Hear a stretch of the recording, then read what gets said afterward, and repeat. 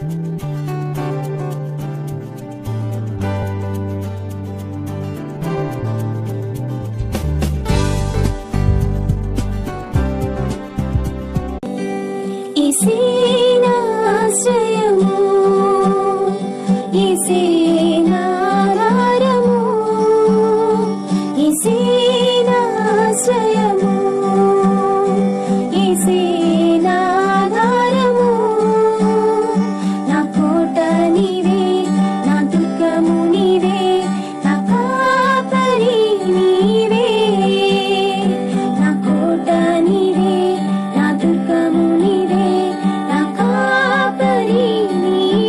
మనకు ఆశ్రయం అనే టీవీ కార్యక్రమాన్ని వీక్షిస్తున్న మీ అందరికీ నజరేయుడైన యేసుక్రీస్తు నామమున శుభములు.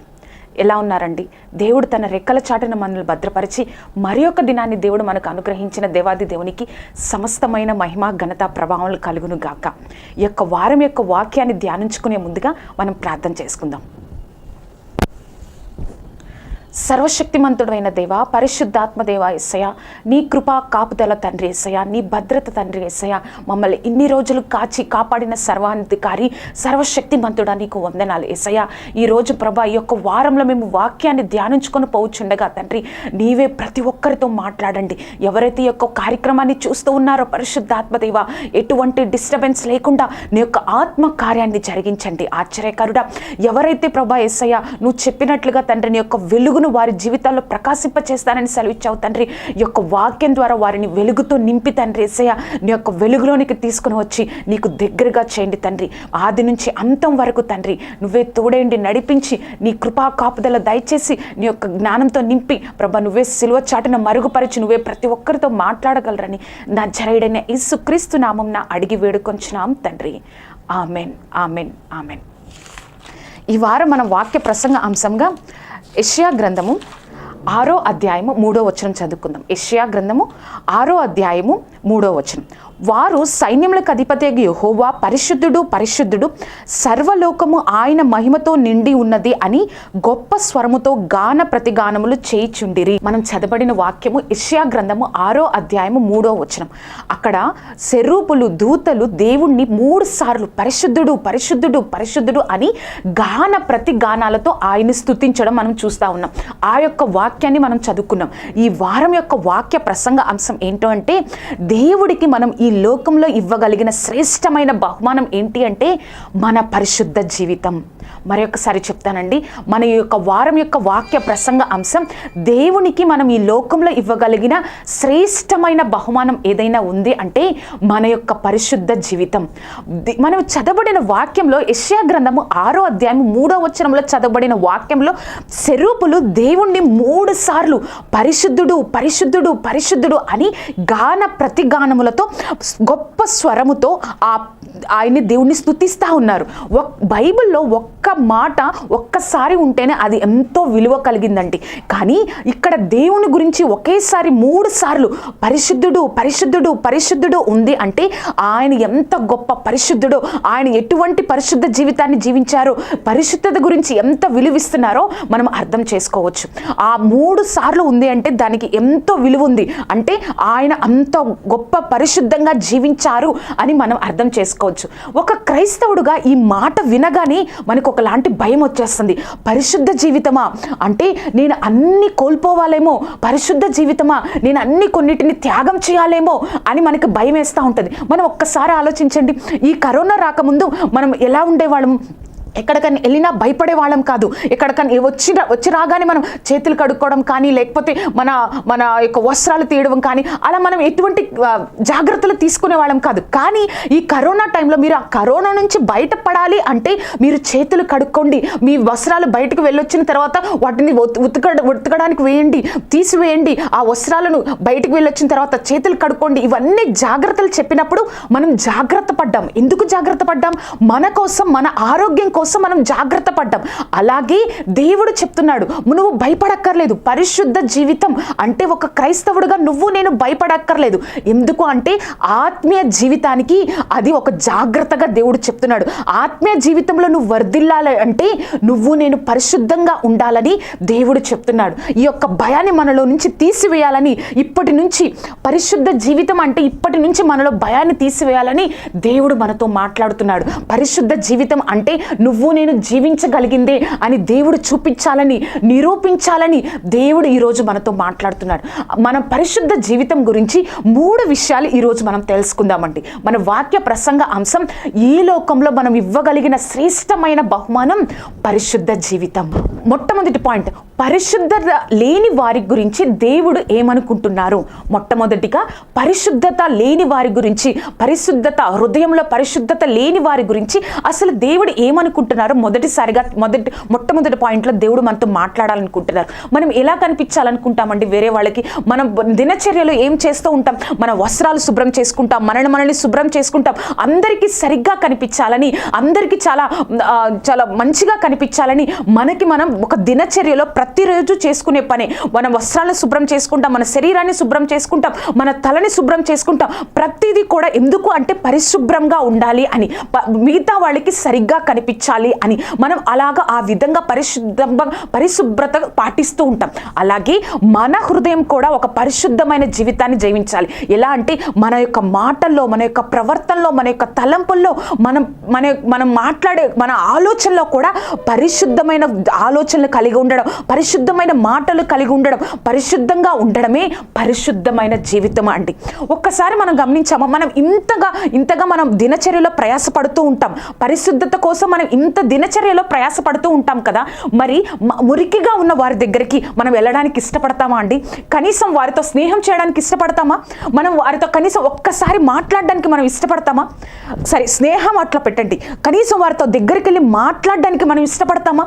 ఎందుకు అంటే వారి యొక్క బహిరంగంగా ఎలా ఉన్నారు అంటే చాలా మురికిగా ఉన్నారు, వస్త్రాలు శుభ్రంగా లేవు, వారి యొక్క శరీరం అంతా చాలా మురికిగా ఉన్నారు.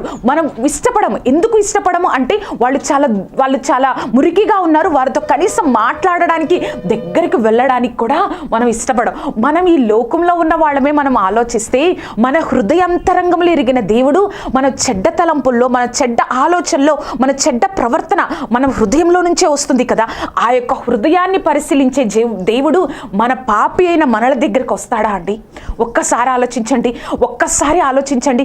మన హృదయంలో చెడ్డ తలంపులు, చెడ్డ ఆలోచనలు, చెడ్డ ప్రవర్తన కలిగి ఉన్న మన దగ్గరికి దేవుడు వస్తాడా? దేవుడు చెప్తున్న మాట ఏం చెప్తున్నాడో తెలుసా? అవును, ఈ లోకం చూస్తూ ఉంటుంది నిన్ను ఒక పాపిగా, నువ్వు చెడ్డ తలంపుల్లో, చెడ్డ ఆలోచనలో, చెడ్డ ప్రవర్తనలో ఉన్నావు, కానీ నేను ఆ పాపాన్ని ద్వేషిస్తున్నాను కానీ నిన్ను కాదు. నీలో ఉన్న పాపాన్ని ద్వేషిస్తున్నాను కానీ నేను నిన్ను ద్వేషించట్లేదు అని దేవుడు చెప్తున్నాడండి. ఆ యొక్క ఏ విధంగా దేవుడు చెప్తున్నాడో చూద్దామా? యోహాను సువార్త 8వ అధ్యాయం 3వ వచనంలో, అక్కడ శాస్త్రులు, పరిసయ్యులు వారందరూ కలిసి వ్యభిచారంలో పట్టబడిన స్త్రీని యేసయ్య దగ్గరికి తీసుకొచ్చారు. యేసయ్య దగ్గరికి తీసుకొచ్చి, ధర్మశాస్త్రం ప్రకారం వ్యభిచారంలో పట్టబడిన స్త్రీని మేము ఏం చేస్తామంటే రాళ్లతో కొట్టి చంపేస్తాం, కానీ నువ్వేం చేస్తావు ప్రభువా అని ఆయన్ను ప్రతిసారి అడగడం, ఎక్కువసార్లు ఆయన అడగడం వల్ల ఆ దేవుడు ఏం చెప్పారంటే, యేసయ్య ఏం చెప్పారంటే, ఇక్కడ ఎవరైతే పాపం చేయట్లేదో, పాపం చేయని వారు ఎవరైతే ఉన్నారో వారు మొదటి రాయి తీసి ఆమె మీద వేయండి, మొదటి రాయిని తీసి ఆమె మీద వేయండి అని చెప్పినప్పుడు, మొదటి రాయిని తీసి ఆమె మీద వేయండి అని చెప్పినప్పుడు, అక్కడున్న వాళ్ళు చిన్నలు కానీ, చిన్న పిల్లల నుంచి పెద్దవాళ్ళ వరకు ఎవ్వరు కూడా లేరండి, అందరూ వెళ్ళిపోయారు. కానీ దేవుడు మాత్రమే మిగిలి ఉన్నారు, దేవుడు మాత్రమే మిగిలి ఉన్నారు. అప్పుడు యేసయ్య ఆమెతో అంటున్నారు, ఎవరు నిన్ను శిక్షించలేదమ్మా, అయితే నేను కూడా నిన్ను శిక్షించను. ఎందుకు అంటే నేను కూడా నిన్ను శిక్షించను, నువ్వు ఇప్పుడు నుంచి వెళ్ళి ఇంకా పాపము చేయకుండా నువ్వు జాగ్రత్తగా ఉండు అని దేవుడు చెప్తున్నాడండి. దేవుడు దేన్ని అసహించుకున్నాడు? ఆమెను అసహించుకోలేదు, ఆమెలో ఉన్న పాపాన్ని దేవుడు అసహించుకుంటున్నాడు. ఒక మురికిగా ఉన్న వ్యక్తి దగ్గరికే మనం వెళ్ళలేమే, కానీ మన ఆలోచనలో మురికి పట్టిన మన హృదయంలో, మన తలంపుల్లో, మన ఆలోచనలో, మన ప్రవర్తనలో, మన మాటల్లో మురికిగా ఉన్న మన హృదయం దగ్గరికి దేవుడు వస్తానంటున్నాడు. నువ్వు నా దగ్గరికి వచ్చినట్లయితే నేను నూతన అపవిత్రమైన వస్త్రాలను తీసివేసి, అపవిత్రమైన ఆలోచనలు తీసివేసి, అపవిత్రమైన ఆ యొక్క తలంపుల్ని తీసివేసి నూతన వస్త్రాన్ని, పరిశుద్ధమైన వస్త్రాన్ని, నూతన హృదయాన్ని నీకు ఇస్తానని చెప్తున్నాడు. దేవుడు ఏం చెప్తున్నాడు అంటే తెలుసా, నేను నిన్ను ఎంతగా ప్రేమిస్తున్నానో, నువ్వు ఏ స్థితిలో ఉన్నా కాదు, నువ్వు నా బిడ్డవి. నేను నిన్ను ఎలా సృష్టించాను అంటే, నేను నా బిడ్డగా నిన్ను సృష్టించుకున్నాను, నేను నా బిడ్డగా నిన్ను సృష్టించుకున్నాను. ఈ మధ్యలో ఈ పాపం వచ్చింది, కానీ నువ్వు నా బిడ్డవి. సిలువలో వేలాడుతున్నప్పుడు, భూమికి ఆకాశానికి మధ్యలో వేలాడుతున్నప్పుడు కూడా నేను నీ గురించి ఆలోచించాను, నీ కోసమే ఈ లోకానికి వచ్చాను, నీ కోసమే నేను ఈ లోకంలో చనిపోయాను అని దేవుడు ఒకసారి జ్ఞాపకం చేస్తున్నారు. దేవుడు పాపుల గురించి ఏమనుకుంటున్నాడో తెలుసా, నేను నిన్ను ద్వేషించట్లేదు, నీలో ఉన్న పాపాన్ని మాత్రమే ద్వేషిస్తున్నాను. నువ్వు పరిశుద్ధంగా జీవించడానికి నువ్వు అనుకుంటా ఉండొచ్చు, నా జీవితం ఇంకింతే, నేను ఇంక పాడైపోయాను, నన్ను దేవుడు కూడా క్షమించాడేమో అనుకుంటున్నావు. ఈ లోకంలో ఎవ్వరు క్షమించినా క్షమించకపోయినా, ఎటువంటి పాపమైనా దేవుడు క్షమించలేని పాపం ఏదీ లేదండి. దేవుడు దగ్గరికి నువ్వు నేను వచ్చినట్లయితే దేవుడు తప్పకుండా దేవుడు నీకు నూతన వస్త్రాన్ని, నూతన హృదయాన్ని దేవుడు అనుగ్రహిస్తానన్నాడు. అంత గొప్ప దేవుడు. ఆలోచించారండి, మన లాంటి పాపులైన జీవితాల గురించి దేవుడు ఏమనుకుంటున్నాడు, నేను నిన్ను ప్రేమిస్తున్నాను అని చెప్తున్నాడు. ఒక్కసారి ఆయన వైపు తిరుగుతావా, ఆయనకి నీ హృదయాన్ని ఇస్తావా? నువ్వు ఎటువంటి పాపంలో ఉన్నా, ఎలా ఉన్నా కూడా ఆయన వైపు తిరుగు. పరిశుద్ధమైన జీవితాన్ని, ఎంత చీకటిలో ఉన్నా నువ్వు ఆయన దగ్గరకు వస్తే ఒక గొప్ప వెలుగు వంటి జీవితాన్ని నువ్వు జీవిస్తావండి. మనం చూసినట్లయితే మన యొక్క వాక్య ప్రసంగ అంశం ఏంటి అండి, మనము ఈ జీవితంలో ఇవ్వగలిగిన శ్రేష్టమైన బహుమానం ఏది అంటే మన యొక్క పరిశుద్ధ జీవితమే. మొట్టమొదటిగా పాపుల గురించి, అపవిత్రంలో ఉన్న జీవితాల గురించి దేవుడు ఏమనుకుంటున్నాడు, ఒక్క మాట చెప్తున్నాడు, నేను నిన్ను ప్రేమిస్తున్నాను. భూమికి ఆకాశానికి వేలాడుతున్నప్పుడు కూడా, సిలువలో ఉన్నప్పుడు కూడా నా యొక్క మైండ్లో, నా యొక్క తలంపుల్లో నువ్వే ఉన్నావు అని దేవుడు నీకు జ్ఞాపకం చేస్తున్నాడు. రెండవదిగా, పరిశుద్ధతకు దేవుడు ఎందుకు అంత ప్రాముఖ్యాన్ని ఇచ్చాడు? పరిశుద్ధతకు దేవుడు ఎంత ప్రాముఖ్యాన్ని ఇచ్చారు? దేవుడు పరిశుద్ధతకి ఎంత ప్రాముఖ్యాన్ని ఇచ్చారో తెలుసా? దేవుడు పరిశుద్ధ గ్రంథంలో అధ్యాయాన్ని, లేవీ కాండాన్ని పరిశుద్ధత గురించి పూర్తిగా, ఈ లోకంలో ఎలా ఉండాలి, పరిశుభ్రత గురించి, పరిశుద్ధత గురించి 100 కంటే ఎక్కువ సార్లు దానిలో పరిశుద్ధత అనే పదము వాడబడిందండి. దేవుడు అంతగా ప్రాముఖ్యత ఇస్తున్నారు కాబట్టి ఆ యొక్క పరిశుద్ధ గ్రంథంలో ఒక పుస్తకాన్ని దేవుడు రాయించి ఉంచాడు. పరిశుద్ధతకి దేవుడు ఎంతగానో ప్రాముఖ్యత ఇస్తున్నాడు. అందుకే లేవీ కాండము 11వ అధ్యాయం 44వ వచనం, దేవుడు ఈ లోకంలో ఉన్న వాటికి మీరు ఈ విధంగా ఉండండి, ఇశ్రాయేల్ ప్రజలకు మీరు ఈ విధంగా పరిశుద్ధత పాటించండి, ఈ విధంగా చేయండి, ఇది తినండి, అది తినండి అని చెప్పి ఆత్మీయ జీవితం కూడా దేవుడు ఒక వాక్యాన్ని రాయించారండి. లేవీ కాండము 11వ అధ్యాయం 44వ వచనం మనం చూసినట్లయితే, నేను మీ దేవుడైన యెహోవాను, నేను పరిశుద్ధుడను గనుక మీరు పరిశుద్ధులై ఉండునట్లు మిమ్మల్ని మీరు పరిశుద్ధ పరుచుకొనవలెను. చూసారా అండి, ఆ అధ్యాయం అంతా ఉన్న వచనాలు అంతా పరిశుద్ధత, పరిశుభ్రత గురించి, ఆ 2 మాటల గురించి దేవుడు చెప్తూ ఉన్నాడండి. దేవుడు ఎంతగా పరిశుద్ధత గురించి చెప్తున్నాడో తెలుసా? పరిశుద్ధత అంటే అది దేవుని స్వభావం అండి. పరిశుద్ధత అంటే అది దేవుని స్వభావం. ఆ స్వభావాన్ని నీకు నాకు ఇవ్వాలని దేవుడు ఆశిస్తూ ఉన్నాడు. మనము పరిశుద్ధమైన ఆలోచన లేకుండా ఆ కోపం పెట్టుకొని, ఒకరి మీద ద్వేషం పెట్టుకొని, అపవిత్రమైన ఆలోచనలు పెట్టుకొని ఉంటే ఎలా ఉంటుందో తెలుసా? మన యొక్క శరీరంలో ఒక క్యాన్సర్ని, ఒక వ్యాధిని పెట్టుకొని ఎలాగైతే జీవించి కొన్ని రోజులకి మనం కృషించిపోతామో, మన హృదయంలో కూడా అపవిత్రమైన ఆలోచనలు, అపవిత్రమైన తలుపులు కలిగి ఉంటే అటువంటి విధంగానే ఉంటుందండి. కాబట్టి దేవుడు చెప్తున్నాడు, నేను పరిశుద్ధతకు నేను విలువిస్తున్నాను, నువ్వు కూడా ఆ యొక్క పరిశుద్ధతకు నువ్వు విలువిచ్చినట్లయితే నేను నిన్ను పరిశుద్ధంగా చేస్తాను అని దేవుడు చెప్తున్నాడు. ఇంకొక వాక్యాన్ని చదువుదామండి. హెబ్రీయులకు రాసిన పత్రిక 12వ అధ్యాయము 14వ వచనం. హెబ్రీయులకు రాసిన పత్రిక 12వ అధ్యాయం 14వ వచనం, అందరితోనూ సమాధానమును పరిశుద్ధతను కలిగి ఉండుటకు ప్రయత్నించుడి, పరిశుద్ధత లేకుండా ఎవ్వడును ప్రభువును చూడడు. దేవుడు పరిశుద్ధత గురించి ఏ విధంగా చెప్తున్నాడు? అందరితోనూ పరిశుద్ధత కలిగి ఉండండి, పరిశుద్ధత లేకుండా ఎవ్వరూ దేవుణ్ణి చూడడు. చూసారా అండి, ఒక్క వచనంలోనే పరిశుద్ధత గురించి 2 విలువైన, అందరితోనూ సమాధానము, పరిశుద్ధత కలిగి ఉండుటకు ప్రయత్నించండి. మీరు పరిశుద్ధత లేకుండా ఎవ్వరును దేవుణ్ణి చూడరు. మనం ఎంతగా దేవుని పరిచర్యలో ఉన్నా, ఎంతగా మనం ప్రార్థన చేస్తున్నా, ఎంతగా వాక్యం చదువుతున్నా, ఎంతగా మన విశ్వాస జీవితాన్ని కలిగి ఉన్నా కూడా నువ్వు నేను పరిశుద్ధ జీవితం జీవించకపోతే మన ఆలోచనలు, మన తలంపులు, మన ప్రవర్తన, మన యొక్క మాటలు దేవుడికి ఇష్టపూర్వకంగా పరిశుద్ధంగా లేకపోతే మనం వ్యర్థమే అండి. మన యొక్క పరిచర్య, మన యొక్క తలంపులు వ్యర్థమే, మన జీవితం వ్యర్థమే. కాబట్టి నువ్వు నేను ఏం చేయాలంటే పరిశుద్ధంగా ఉండడానికి మనం ప్రయత్నించాలి. అప్పుడు దేవుడు చెప్తున్నాడు, పరిశుద్ధంగా ఉండుటకు ప్రయత్నించండి. అప్పుడు మనం ప్రయత్నించినట్లయితే, ప్రభువా మనం ఒక్కసారి ఆలోచించినట్లయితే, మన ఇంటిలో ఏదైనా కనెక్షన్ ఫెయిల్ అయింది అనుకోండి, మన ఇంట్లో స్విచ్ చేస్తే ఒక లైట్ వెలుగుతుందా అండి? ఒక ఫ్యాన్ వెలుగుతుందా? రాదు. మళ్ళీ ఆ కనెక్షన్ని సరిచేసినట్లయితేనే మన ఇంట్లో ఉన్న ఆ యొక్క ఎలక్ట్రికల్ వస్తువులన్నీ, ఫ్యాన్ కానీ, లైట్ కానీ, ఆ ఎలక్ట్రిసిటీ అంతా సరిగ్గా ఉంటుంది. అలాగే పరిశుద్ధత అనేది ఏంటో తెలుసా? నిన్ను నన్ను దేవుడికి దగ్గర చేసేదండి. నిన్ను నన్ను దేవుడికి ఆశీర్వదింపబడానికి దగ్గర చేసేది ఒక గొప్ప సాధనమే, ఒక గొప్ప ఆయుధమే నా యొక్క పరిశుద్ధమైన జీవితం అండి. నువ్వు ఆ పరిశుద్ధమైన జీవితానికి పడతావా? పరిశుద్ధంగా జీవించడానికి నువ్వు నేను ప్రయాసపడినట్లయితే దేవుడు చెప్తున్నాడు, నీకు నేను తోడేయండి, నీకు నేను ఆ యొక్క పరిశుద్ధ జీవితం జీవించడానికి నేను నీకు సహాయం చేస్తాను అని దేవుడు చెప్తూ ఉన్నాడండి. దేవుడు ఎంత ప్రాముఖ్యస్తున్నాడంటే, పరిశుద్ధత లేకుండా ఎవ్వరూ దేవుణ్ణి చూడరు. అంతేకాదు, నేను పరిశుద్ధుడై ఉన్నట్లు మీరు కూడా పరిశుద్ధుడై ఉండండి. పరిశుద్ధత అనేది దేవుని స్వభావం. ఆ స్వభావంలో మనల్ని తీసుకురావాలని దేవుడు ప్రయాసపడుతున్నాడు. మన యొక్క వాక్య ప్రసంగాంశం ఏంటి అండి? ఈ లోకంలో ఒక గొప్ప బహుమానాన్ని నువ్వు దేవుడికి ఇవ్వాలనుకుంటున్నావా? ఒక శ్రేష్టమైన బహుమానం అదేంటో తెలుసా? నా పరిశుద్ధ జీవితమేనండి. నా పరిశుద్ధ జీవితమే. మొట్టమొదటిగా పరిశుద్ధత లేని వారి గురించి దేవుడు ఏమనుకుంటున్నాడు? అపవిత్రంలో జీవించే వారి గురించి దేవుడు ఏమనుకుంటున్నాడు?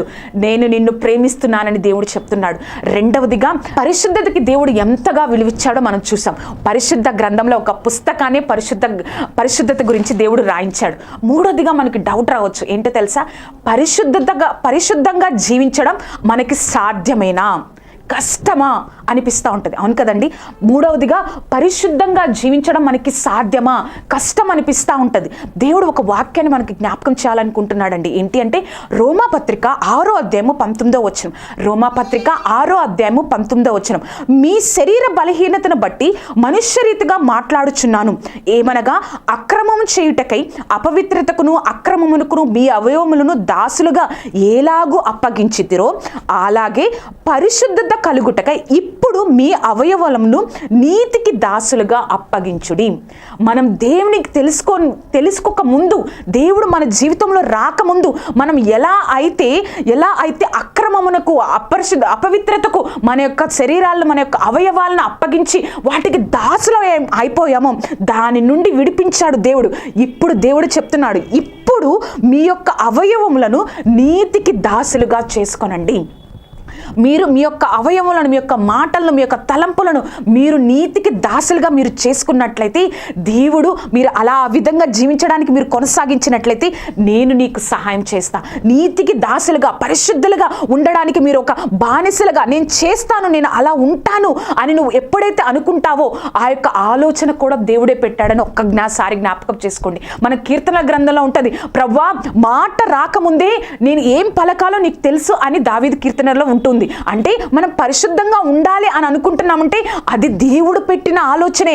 ఆ ఆలోచనకు నువ్వు నిజంగా నేను ఆ విధంగా ఉండాలి ప్రభువా అని నువ్వు ఎప్పుడైతే అనుకుంటావో, దేవుడు నిన్ను నన్ను అప్పుడు ఆ విధంగా చేయడానికి ప్రయత్నిస్తాడు. ఆ విధంగా నువ్వు ప్రయత్నిస్తూ ఉన్నప్పుడు, నేను ప్రభువా నువ్వు నాకు సహాయం చేయాలని నువ్వు అడుగుతూ ఉన్నప్పుడు, నువ్వు ప్రయాసపడుతూ ఉన్నప్పుడు, ప్రయత్నిస్తూ ఉన్నప్పుడు దేవుడు తప్పకుండా నిన్ను ఆ స్థితికి తీసుకెళ్తాడు అండి. దేవుడు ఆ పరిశుద్ధతలోకి నిన్ను నన్ను దేవుడు తీసుకువెళ్తాడు. నువ్వు ఎంత అపవిత్రమైన ప్రవర్తనతో నువ్వు నిండిపోయినా, నువ్వు ఏ విధంగా ఉన్నా కూడా దేవుడు, నువ్వు ప్రయాసపడగలిగితే ఈ లోకమంతా అండి ఎంతో అపవిత్రమైన ఆలోచనలతో, అపవిత్రమైన ప్రవర్తనతో కూడి ఉంది. కానీ నువ్వు సత్యం తెలుసుకున్న నువ్వు ఎప్పుడైతే పరిశుద్ధతకు బానిస అయిపోవాలి అని నువ్వు ప్రయాసపడుతూ ఉంటావో, జరుగుతూ ఉంటావో, దేవుడు నిన్ను వదిలిపెట్టాడండి. దేవుడు నిన్ను వదిలిపెట్టాడు. ఏమనుకుంటాడు తెలుసా? ఆయన నిన్ను ఇష్టంగా చేసి, ఆయనకి ఇష్టమైన బిడ్డగా చేసి, ఈ లోకానికి ఒక నక్షత్రంగా చేస్తాడు, ఈ లోకానికి ఒక వెలుగుగా చేస్తాడండి దేవుడు. అది కష్టము అని నువ్వు అనుకోవద్దు. దేవుడు నీకు తోడే ఉంటే ఏది కష్టం కాదండి. ఇంకొక వాక్యాన్ని మనం జ్ఞాపకం చేసుకుందాం. 1 తెస్సలోనికి రాసిన పత్రిక 4వ అధ్యాయం 5వ వచనం చూసినట్లయితే, 1 తెస్సలోనికి రాసిన పత్రిక 4వ అధ్యాయం 5వ వచనం, పరిశుద్ధతయును ఘనతను తన తన ఘటములను ఎట్లు కాపాడుకొనవలెనో అది ఎరిగి ఉండటే దేవుని చిత్తము. చూడండి, మనం పరిశుద్ధతను ఎట్లా కాపాడుకోవాలో అది తెలుసుకుని ఉండటమే దేవుని చిత్తం అంటండి. అంత గొప్పగా దేవుడు మనల్ని గైడ్ చేయాలనుకుంటే మనం భయపడాలా అండి? పరిశుద్ధత అన్న పదం వినగానే మనం భయపడాలా?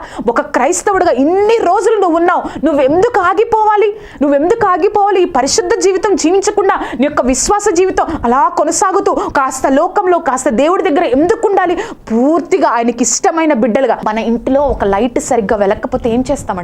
ఆ లైట్ మా ఇంటి గదికి అందరికి వెలుగు రావట్లేదు, అయ్యో ఏంటి ఇది లైట్ రావట్లేదు అని ఆ లైట్ ఏం చేస్తాం? తీసేసి వేరే ఎక్కువగా బ్రైట్గా ఉండే ఒక కాంతివంతం ఆ లైట్, ఆ గృహం అంతా వెలుగునిచ్చే లైట్ని మనం పెడతాం. అలాగే దేవుడిలో ఉంటే మనం కూడా ఈ లోకంలో తక్కువ ఆశీర్వాదాలతో ఎందుకు ఉండాలండి? సగం ఆశీర్వాదాలతో, సంతృప్తి లేని ఆశీర్వాదాలతో, సంతృప్తికరంగా లేని ఆశీర్వాదాలతో, ఎవరికి సంతోషకరంగా, ఎవరికో కాదండి నీకే సంతోషకరంగా గొప్పగా ఉండే ఆశీర్వాదాలతో లేకుండా నువ్వు ఎందుకు ఉండాలి? ఎందుకు పరిశుద్ధ జీవితం జీవించి ఆయన కోసం గొప్పగా ఈ లోకంలో వెలుగుగా ఉండి గొప్పగా ఆశీర్వదింపబడకూడదు? దేవుని చిత్తమైతే మరొక వారం, వచ్చే వారం కూడా దేవుడు పరిశుద్ధంగా జీవిస్తే ఏ విధంగా ఒక ఆత్మీయంగా ఏ విధంగా ఆశీర్వదిస్తాడో, లోకానుసారంగా ఏ విధంగా ఆశీర్వదిస్తారో వచ్చే వారం మనం తెలుసుకుందామండి. ఈ వారం దేవుడు మనతో మాట్లాడి ఉన్నాడు.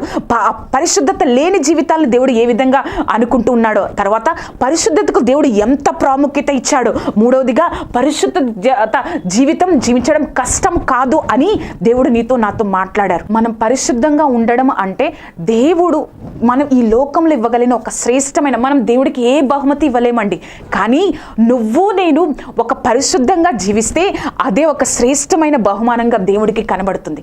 కాబట్టి నువ్వు ఎటువంటి స్థితిలో ఉన్నా, నువ్వు ఎలా ఉన్నా కూడా నువ్వు దేవుని దగ్గరికి రాగలిగితే, అయ్యో నేను ఇది ఒక పాపం చేశానే, ఎట్టు తలంపుల్లో ఉన్నానే, చూడకూడని నా ఫోన్లో నేను చూసి ఉన్నానే, చూడకూడని నేను చేసి ఉన్నానే, చెయ్యకూడని పనులు నేను చేసి ఉన్నానే, మాట్లాడకూడని మాటలు నేను మాట్లాడి ఉన్నానే అని నువ్వు ఆ బాధపడుతూ దేవుడి దగ్గరికి వెళ్తే ఏమవుతుందో, దేవుడు నన్ను క్షమిస్తాడా అని నువ్వు అనుకుంటా ఉన్నావేమో. దేవుడు నీతోనే చెప్తున్నాడు, నేను నిన్ను ప్రేమిస్తున్నా, నీ పాపాన్ని ద్వేషిస్తున్నా, నేను నిన్ను ప్రేమిస్తున్నా, నువ్వు నా దగ్గరికి రా అన్నాడు. అంతేకాకుండా 2వ పాయింట్లో దేవుడు మనతో మాట్లాడాడు, నువ్వు పరిశుద్ధంగా ఉంటే, నువ్వు పరిశుద్ధంగా ఉంటేనే నువ్వు నన్ను చూడగలవు, నువ్వు నా దగ్గరికి రాగలవు. నువ్వు ఎలా అయితే ఒక ఫ్యాను, లైట్, ఇంట్లో ఏది ఎలక్ట్రిసిటీ పని చేయకపోతే పని చేయవో, నువ్వు నా దగ్గరికి రావాలి అంటే పరిశుద్ధమైన జీవితమే, నువ్వు ఆశీర్వదింపబడాలి అంటే ఒక పరిశుద్ధమైన జీవితమే. అలాగే నువ్వు అనుకోవచ్చు, పరిశుద్ధమైన జీవితం జీవించడం అంటే చాలా కష్టం కదా. కాదు, దేవుడితో నువ్వు ఉంటే కష్టమా అనిపిస్తుంది, త్యాగం చేయాలేమో, కష్టపడాలేమో. కాదు, నువ్వు అటువంటి వాటి కోసం నువ్వు ప్రయాస పడతా ఉంటే, మనసు కోసం అటువంటి మనసు కలిగి నువ్వు ప్రయాస పడతా ఉంటే నేను నీకు సహాయం చేస్తా, నేను నిన్ను హెచ్చిస్తా, నేను నీకు తోడే ఉంటా, నీ హృదయాన్ని మారుస్తా, ఆ యొక్క అపవిత్రమైన ఆలోచనలు, అపవిత్రమైన మాటలను, అపవిత్రమైన చూపును నీకు దూరం చేసి నూతన వస్త్రాన్ని నీకు ధరింపచేస్తా, నూతన హృదయాన్ని నేను నీకు ఇస్తా అని దేవుడు చెప్తా ఉన్నాడండి. ఎంత గొప్ప దేవుడు అండి. మనం పరిశుద్ధత అంటే ఎప్పుడు కూడా భయపడకూడదండి. దేవుడు నీతోనే మాట్లాడుతూ ఉన్నారు, నువ్వు ఎందుకు పరిశుద్ధ జీవితం అంటే భయపడుతూ ఉన్నావు? దేవుడు అది త్యాగం కాదు. పరిశుద్ధత జీవితం అంటే మనం అనుకుంటాం, ఎవరి దగ్గరకన్నా వెళ్ళినప్పుడు వారికి బానిసలమైపోతామేమో, వారి మీద ఆధారపడినప్పుడు, ప్రతి దానికి వారి మీద ఆధారపడినప్పుడు ఒక బానిస అయిపోతామేమో అనుకుంటాం. కానీ నువ్వు నేను పరిశుద్ధ జీవితం జీవిస్తూ దేవుని మీద ఆధారపడినప్పుడు అదే ఈ లోకంలో బతకడానికి ఒక బలం అవుతుందండి. ఈ లోకానుసారమైన మనుషుల మీద ఆధారపడినప్పుడు ఒక బలహీనం అయిపోవచ్చు, కానీ నువ్వు దేవుడి మీద ఆధారపడి పరిశుద్ధంగా నువ్వు జీవించినట్లయితే ఈ లోకంలో నువ్వు బతకడానికి అదే ఒక గొప్ప బలంగా దేవుడు చేస్తాడు. అంత గొప్ప దేవుడు అండి, అంత గొప్పది పరిశుద్ధమైన జీవితం అంటే. మనం ప్రార్థన చేసుకుందామండి. సర్వశక్తిమంతుడైన దేవా, పరిశుద్ధాత్మ దేవా యేసయ్యా, నీ గొప్ప కృపలో, నీ గొప్ప కాపుదలలో మమ్మల్ని కాచి తండ్రి, అతి శ్రేష్టమైన పరిశుద్ధమైన జీవితం గురించి మాకు తెలియచేసిన సర్వాధికారి నీకు వందనాలు. ఎవరైతే ఈ యొక్క కార్యక్రమాన్ని చూస్తూ ప్రభా మా యొక్క తలంపులో, మా యొక్క చూపుల్లో, మా యొక్క ప్రవర్తనలో, మా యొక్క ఆలోచనలో తండ్రి పరిశుద్ధ జీవితం జీవించడానికి మాకు సహాయంను దయచేయండి ప్రభా. మేము ఆరోగ్యం కోసం, శరీరం కోసం, బట్టల కోసం, ఎంత పరిశుభ్రత కోసం మేము ఆలోచిస్తామో తండ్రి, మా ఆత్మీయ జీవితాలకు కూడా అంతే పరిశుద్ధత అవసరమని తండ్రి, మా ఆత్మ జ్ఞానాలు తెరిచి ప్రభా, మా ఆత్మ కన్నులు తెరిచి తండ్రి యేసయ్య మేము పరిశుద్ధమైన జీవితం జీవించడానికి ప్రయాసపడడానికి మాకు సహాయం దయచేయి ప్రభా.